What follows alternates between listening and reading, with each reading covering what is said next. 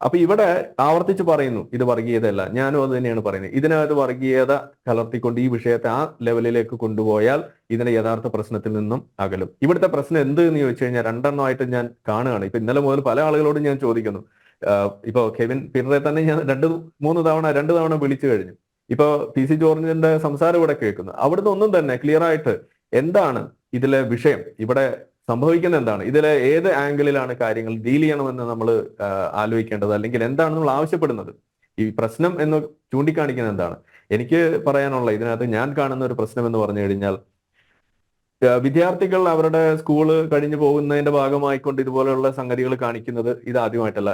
ഞാനും സ്കൂൾ ജീവിതത്തിൽ ചെയ്തിട്ടുള്ള കാര്യമാണ്. പക്ഷെ നമ്മൾ എന്ത് തന്നെ ചെയ്താലും ഏറ്റവും മിനിമം ചെയ്യുന്ന ഒരു കാര്യമുണ്ട്. ആ നാട്ടില് നമ്മൾ ജീവിക്കുന്ന ഏത് രാജ്യത്തായാലും പഞ്ചായത്തിലായാലും അവിടെ ഒരു നിയമമുണ്ട്, ഒരു ക്രമസമാധാനമുണ്ട്. അത് പാലിക്കുക, അതിന് കോട്ടം വരാതെ നോക്കുക എന്ന് പറയുന്ന ഒരു ബാധ്യത അത് ഓരോ കുട്ടിക്കും ഓരോ പൗരനും ഉള്ള കാര്യമാണ്.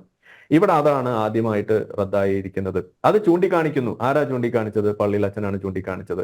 അപ്പൊ അതിനോട് ഏത് സമീപനമാണ്? അപ്പൊ നമ്മളുടെ മുന്നിൽ ഒരു മുതിർന്ന ഒരാൾ അല്ലെങ്കിൽ ഒരു തെറ്റ് ചൂണ്ടിക്കാണിക്കാൻ വേണ്ടിയിട്ട് ഇനി ഒരു കുട്ടിയാണ് മുന്നിലേക്ക് വന്ന് അതങ്ങനെ ചെയ്യരുത്, ഇത് പള്ളി കോമ്പൗണ്ടാണ്, അല്ലെങ്കിൽ ഇത് പൊതുസ്ഥലമാണ്, അതല്ലെങ്കിൽ മറ്റേതെങ്കിലും സ്ഥലമാണ് എന്ന് പറഞ്ഞാൽ നിങ്ങൾ ചെയ്യുന്നത് ശരിയല്ല എന്ന് ചൂണ്ടിക്കാണിച്ചാൽ അതിനോട് ഒരു ഒരു ഒരു ആ ഒരു രീതിയിൽ പ്രതികരിച്ചുകൊണ്ട് അതിൽ നിന്ന് വിട്ടുമാറി നിൽക്കുക എന്ന് പറയുന്നത് ഏതൊരു പൗരന്റെയും ബാധ്യതയാണ്. ഇവിടെ കാണാതെ പോയത് എന്തെന്ന് വെച്ച് കഴിഞ്ഞാൽ അങ്ങനെ നിയമ സംവിധാനങ്ങളോട് നിയമവിധേയമായിട്ട് നിലകൊള്ളുക എന്ന് പറയുന്ന ഒരു സമീപനം ഈ കുട്ടികളുടെ ഭാഗത്തു നിന്ന് ഉണ്ടാകുന്നില്ല എന്നുള്ളതാണ് ഇതിലെ പ്രധാനപ്പെട്ട കാര്യം. അപ്പൊ ഇവിടെ എന്താണ് ആ കുട്ടികൾക്ക് അതിനുള്ള വഴി വെക്കുന്നത് എന്ന് ചോദിച്ചു കഴിഞ്ഞാൽ അതിനുള്ള ഉത്തരം പി സി ജോർജ് ഇവിടെ പറഞ്ഞു കഴിഞ്ഞു. എന്താണത്?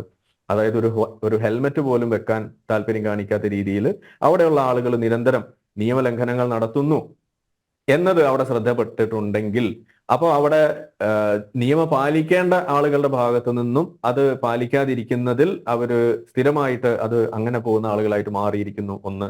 രണ്ട്, അങ്ങനെ നിയമം പാലിക്കാത്ത ആളുകളാണ് എങ്കിൽ അവരെ കൊണ്ട് ആ നിയമം പാലിപ്പിക്കാൻ ഉള്ള ഒരു ശ്രമം അത് നിയമം കൈകാര്യം ചെയ്യുന്ന പോലീസ് സംവിധാനങ്ങളുടെ ഭാഗത്തുനിന്നും ഉണ്ടാകുന്നതായിട്ട് കാണുന്നില്ല എന്നും ഇവിടെ പറഞ്ഞു വെക്കുന്നു.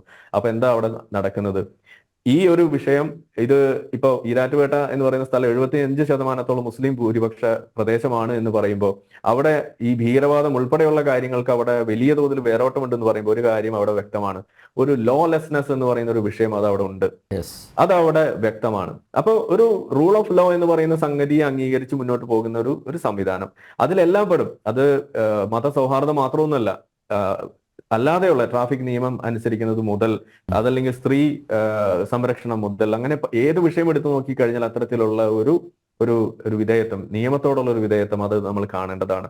അത് അവിടെ കുറഞ്ഞു നിൽക്കുന്ന ഒരു സ്ഥലമാണ് എന്നുള്ളത് ഇതിനോടകം ഇവിടെ നമുക്ക് മനസ്സിലാകുന്നു. അപ്പൊ ഈ വിഷയത്തിലെ പ്രശ്നം എന്ത് എന്ന് ചോദിച്ചു കഴിഞ്ഞാൽ ഈ ലോലെസ്നെസ് ആണ്. ഈ ലോലെസ്നെസ്സിന് വലിയ തോതിൽ ഒരു ഡിസ്പ്ലേ ആയിട്ട് ഈ വിഷയത്തെ ഞാൻ കാണുന്നു. അപ്പോ ഇത് വർഗീയമായിട്ട് ചിത്രീകരിച്ചുകൊണ്ട് അതിനെ ലഘൂകരിക്കരുത്. ഈ ലോലെസ്നെസ്സിന്റെ ഭാഗമായിട്ടുള്ള വളരെ തീവ്രമായ തീവ്രവാദ പ്രവർത്തനം മുതൽ വളരെ അതിന്റെയൊക്കെ ഏറ്റവും താഴെ ലെവലിൽ എന്ന് പറയാവുന്ന എന്നാൽ ഗുരുതരമായ പ്രത്യാഘാതങ്ങൾ, ഇപ്പൊ ഒരാളെ വണ്ടി ഇടിച്ചിടുക എന്ന് പറയുമ്പോൾ അതൊരു ഒരു അറ്റംപ്റ്റ് മർഡർ തന്നെയാണ്. രണ്ടും പ്രശ്നം തന്നെയാണ്. അപ്പോ എല്ലാ വിധത്തിലുള്ള പലതരം എക്സ്ട്രീംസിലുള്ള വിഷയങ്ങളിലേക്ക് പോലും കൊണ്ടെത്തിക്കുന്ന രീതിയിൽ ഈ ലോലെസ്നെസ് മാറിയിരിക്കുന്നു. അത് എത്രയും പെട്ടെന്ന് മുളയിലേ നുള്ളേണ്ട ഒരു സംഗതിയാണ്. ഇത് കൈവിട്ട് പോയാൽ നമ്മൾ ഇന്ന് സംസാരിക്കുന്നത് ഇപ്പൊ യൂറോപ്യൻ രാജ്യങ്ങളിൽ, അതുകൂടി പറഞ്ഞു നിർത്തുകയാണ്, യൂറോപ്യൻ രാജ്യങ്ങളിൽ ഇന്ന് അവർ ചർച്ച ചെയ്യുന്ന വിഷയം എന്ന് പറയുന്നത് അവരുടെ നാട്ടിൽ ആ സ്ഥലങ്ങളിൽ അവിടുത്തെ നേറ്റീവ് പോപ്പുലേഷനേക്കാൾ കൂടുതൽ അവിടെ വന്ന് കുടിയേറിയ ആളുകൾ, അതാര് എന്ന് നിങ്ങൾ ഊഹിച്ചോളൂ, അവരിലൂടെ ഉണ്ടാകുന്ന വർദ്ധിച്ച ക്രൈം റേറ്റ് തന്നെയാണ് അവിടെ ചർച്ചാ വിഷയമായിട്ടുള്ള ഒരു കാര്യം. അപ്പോ അതിവിടെ ചർച്ചാ വിഷയമാകും. വരുന്ന ആളുകളിൽ അത് കൂടുതൽ ചർച്ചാ വിഷയമായാൽ അതിനൊരു വർഗീയ ആംഗിൾ കൂടി വന്നു കഴിഞ്ഞാൽ പിന്നെ അത് നമുക്ക് ഡീൽ ചെയ്യൽ എളുപ്പമായിരിക്കില്ല. അത് തുടക്കത്തിൽ തന്നെ മുളയിലെ തന്നെ നുള്ളേണ്ട ഒരു വിഷയമാണ്. നിർഭാഗ്യവശാൽ ഇപ്പൊ ഇവിടെ പറഞ്ഞ പോലെ പച്ച വെളിച്ചം ഉറങ്ങിക്കിടക്കുന്ന അല്ലെങ്കിൽ അവിടെ പോക്കറ്റിൽ വെച്ച് നടക്കുന്ന പോലീസ് സംവിധാനമാണ് എന്നുണ്ടെങ്കിൽ അത് എളുപ്പമല്ല. മുന്നേ ഉള്ള കോട്ടയം SP-യുടെ ഒക്കെ ചില പ്രസ്താവനകളൊക്കെ നമ്മൾ മുന്നേ കണ്ടു. അത് പറഞ്ഞതിന്റെ പേരിൽ വലിയ വിഷയങ്ങളൊക്കെ അവിടെ ഉണ്ടായിട്ടുള്ളതാണെന്ന് നമുക്കറിയാം.